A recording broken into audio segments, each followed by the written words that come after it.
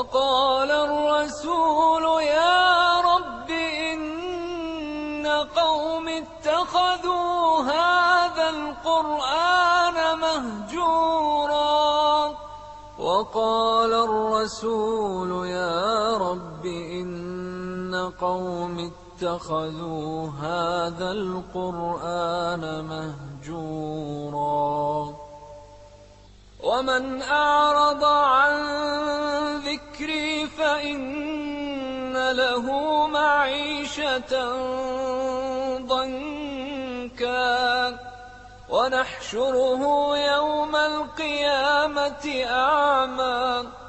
قال رب لم حشرتني أعمى وقد كنت بصيرا. قال كذلك أتتك آياتنا فنسيتها وكذلك اليوم تنسى.